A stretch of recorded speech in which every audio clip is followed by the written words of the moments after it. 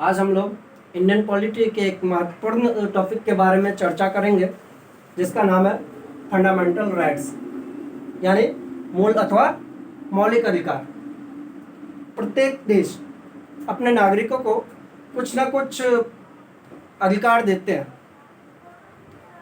तो ठीक उसी तरह हमारे संविधान भी हमें कुछ अधिकार, कुछ सीमाओं तक अधिकार दिए गए हैं, जिसे मौलिक अधिकार के नाम से जाना गया है। ये अधिकार, अब सवाल उठता है कि मौलिक अधिकार लाया कहाँ से गया। मौलिक अधिकार होनी चाहिए संविधान में, ये किसी के मन में तो सवाल उठा होगा। आखिर मौलिक अधिकार की मांग किसने किया, इसे संविधान में कब लाया गया, इसे कब से लागू किया गया। और यह सिर्फ स्टूडेंट के लिए नहीं, प्रत्येक व्यक्ति को जानना जरूरी है कि आखिर हमारे संविधान ने हमारे लिए कौन कौन से अधिकार तय किए हैं। क्योंकि अब तो हम लोग 15 अगस्त 1947 के पहले के भारत में जी नहीं रहे हैं।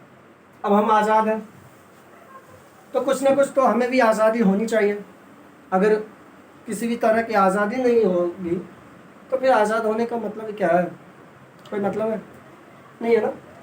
तो इसीलिए मौलिक अधिकार संविधान में जोड़ा गया। ये भारतीय राष्ट्रीय कांग्रेस का 46वां अधिवेशन कराची में हुआ।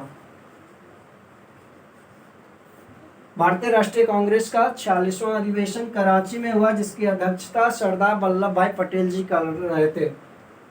इसी अधिवेशन में कांग्रेस के द्वारा मूल अधिकार अथवा मौलिक अधिकार की मांग की गई, और इस पर गंभीर विचार करने के बाद मौलिक अधिकारों का प्रारूप पंडित जवाहरलाल नेहरू जी ने तैयार किए। अब विषय यह है कि क्या मौलिक अधिकार वैसे तो हमारे संविधान में बहुत कुछ प्रभाव पड़ा है जो भारत सरकार अधिनियम 1935 का ही है, लेकिन बहुत कुछ ऐसी चीज़ें हैं जो भारत सरकार अधिनियम 1935 में नहीं था, वो दूसरे देश के संविधान से लिया गया। ठीक उसी तरह मौलिक अधिकार भी दूसरे देश के संविधान से लिया गया है। और ये कहाँ से लिया गया है? यूएसए के संविधान से, यूनाइटेड स्टेट ऑफ अमेरिका, संयुक्त राज्य अमेरिका के संविधान से लिया गया है। अब मूल अधिकार क्यों जरूरी है? तो मूल अधिकार देश में व्यवस्था बनाए एवं राज्य के कठोर नियमों के खिलाफ नागरिकों की आज़ादी की सुरक्षा करते हैं। जैसा कि हमने पहले कह चुका है कि हम आज़ाद हैं, हमारा देश आज़ाद है, तो हमें भी कुछ ना कुछ आज़ादी होनी चाहिए। अब सवाल उठता है कि हमारे संविधान में बहुत सारे अनुसूचियां हैं, बहुत सारे अनुच्छेद है, बहुत सारे भाग हैं, तो कहीं ना कहीं तो संविधान में मौलिक अधिकार का स्थान होगा। तो वो स्थान कहाँ पे है, इसके बारे में चर्चा करते हैं। संविधान के भाग 3 में अनुच्छेद 12 से 35 तक मूल अधिकारों का विवरण है। कहाँ है? भाग 3 में अनुच्छेद 12 से 35 तक मूल अधिकारों का विवरण है। ये भाग 3 जो है, इसे भारत का मैग्ना कार्टा भी कहा जाता है।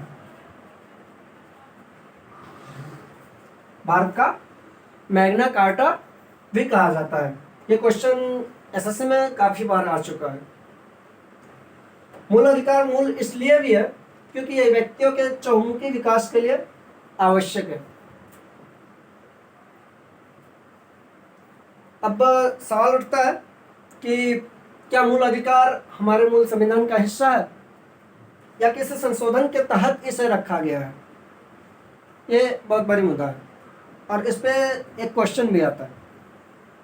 तो ये मूल अधिकार जो है हमारे मूल संविधान का हिस्सा है। जब संविधान बना था तो हमारे देश के नागरिकों को कुल 7 तरह के मौलिक अधिकार प्रदान किए गए थे। कुल 7 तरह के मौलिक अधिकार प्रदान किए गए थे, जिसमें पहला था क्षमता का अधिकार, इसकी चर्चा अनुच्छेद 14 से 18 तक की गई है।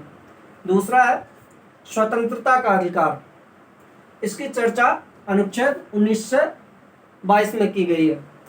तीसरा है शोषण के विरुद्ध अधिकार, इसकी चर्चा अनुच्छेद 23 और 24 में की गई है। चौथा है धर्म की स्वतंत्रता का अधिकार, जैसे कि हम लोग जानते हैं कि हमारा देश धर्मनिरपेक्ष है, भारत एक धर्मनिरपेक्ष देश है। यहाँ कई धर्मों के लोग रहते हैं, तो उनको अपने अपने धर्म के प्रति आस्था रखने का अधिकार दिया गया है इसके अंतर्गत। इन सब का डिटेल में चर्चा आगे की वीडियो में करेंगे। एक वीडियो में शायद नहीं होगा, 3 घंटे 4 घंटे का वीडियो बन जाएगा सिर्फ मौलिक अधिकार पर। पांचवा है संस्कृति और शिक्षा संबंधी अधिकार, इसकी चर्चा अनुच्छेद 29 और 30 में की गई है। छठा है संपत्ति का अधिकार, इसकी चर्चा अनुच्छेद 31 में की गई है। और सातवां है संवैधानिक उपचारों का अधिकार,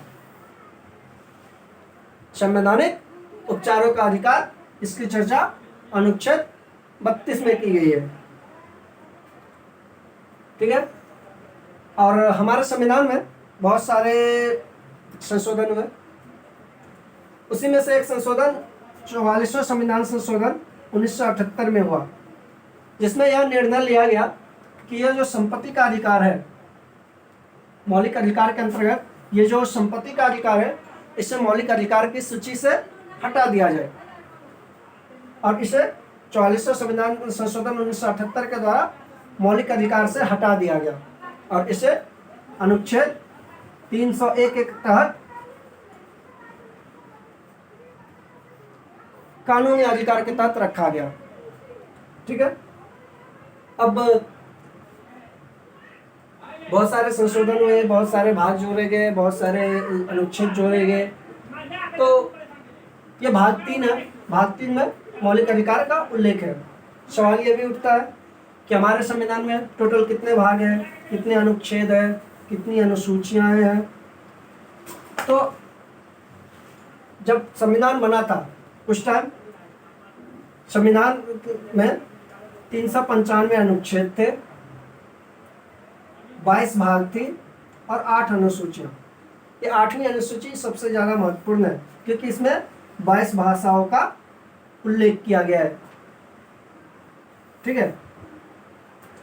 और वर्तमान में ये इतने 395 अनुच्छेद, 22 भाग और 8 अनुसूचियों के साथ साथ एक प्रस्तावना भी है।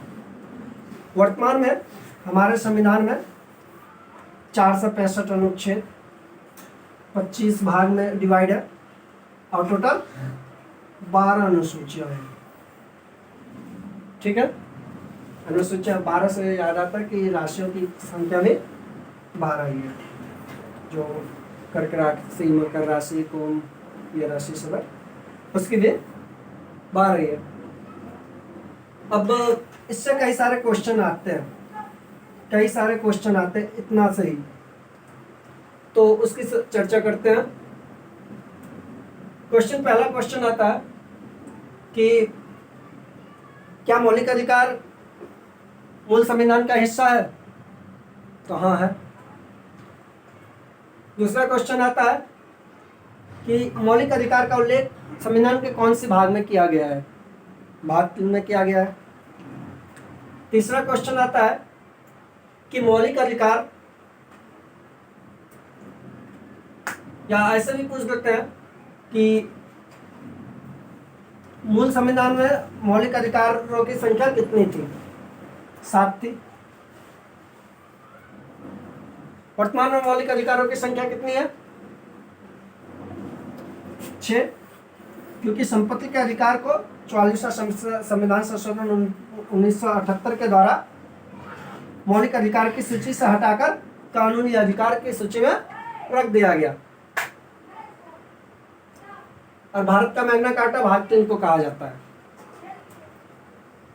इतना इस वीडियो में मैं बता दिया हूँ और आगे डिटेल में एक एक करके इन 6 मौलिक अधिकारों के बारे में चर्चा करेंगे, क्योंकि मान के चलिए अगर समता का अधिकार अनुच्छेद 14 से 18 तक है, तो अनुच्छेद 14 में कुछ और होगा, 15 में होगा, 16 में होगा, 17 में होगा, 18 में होगा, 19 से 22 में सेम वही है। तो सिर्फ इतना बताने में काफ़ी लंबा वीडियो बन जाएगा और एक वीडियो में समझ भी नहीं आएगी। इसीलिए इसकी चर्चा आगे के वीडियो में एक एक करके करेंगे। Thank you.